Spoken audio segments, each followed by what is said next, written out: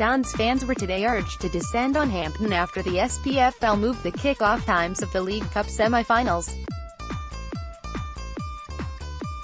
Supporters groups said the later start will encourage more of the Red Army to travel to Glasgow and demanded a 50-50 split of tickets with Rangers.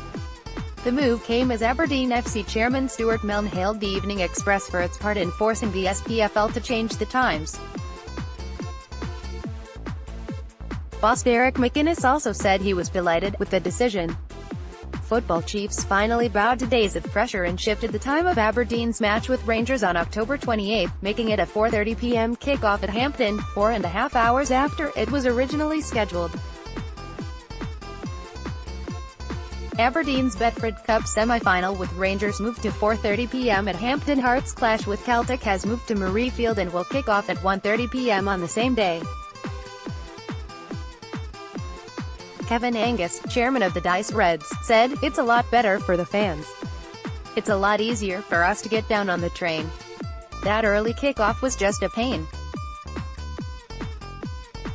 I think it would help with the turnout because you couldn't get there, so it's more feasible for people to get down for the later kickoff." Chris Strawn, the chairman of the Blazing Lambs Supporters Club, said, "I'm happy they've changed it, although I didn't think it was that late and I don't see why they can't play both games at the same time." Chris hopes the change will attract more Dons fans to the game.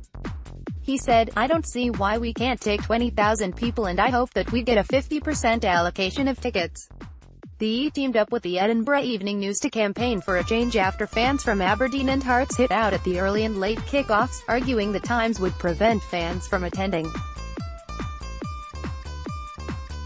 Editor-in-Chief Mr. Milne said, "Credit has to go to the Evening Express and the Edinburgh Evening News for really ramping up the campaign. You have done it on behalf of the fans, you've been the voice of the fans. That is not just appreciated by the clubs involved, it's widely appreciated by the fans out there. I think that the campaign got things going and then the stepping in of the Scottish Parliament and the Police Federation has levered up the pressure to a point where another solution had to be found. The rethink was made possible when SFA Chief Executive Ian Maxwell and Hampden Park Limited told the SPFL they would waive the legal obligation to have both semis at Hampden." Mr. Milne said, "We should have anticipated what all the issues were going to be. The fans should have been at the top of the list and their position should have been understood.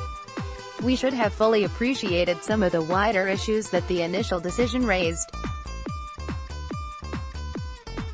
If that had happened, then serious discussions with the SFA would have taken place at a much earlier stage so the SFA fully understood the consequences of the decision that was eventually made by the SPFL. I think it puts the SPFL, the SFA and everyone else that runs Scottish football in a very poor light because it has taken the intervention of others for us to be able to step back from the brink." Celtic, whose game has now been shifted to Murrayfield, are unhappy with the move, but McInnes today said, "I am delighted. Both Hearts and ourselves have been working closely behind the scenes. These are showcase games and this is a far better solution for our fans. Our concern was to get as many of our fans to what should be a cracking game and hopefully, we can now focus on the football which is how it should be. It's good we're in semi-finals, but for such big games the kick-off time has to make it easy for fans to get to."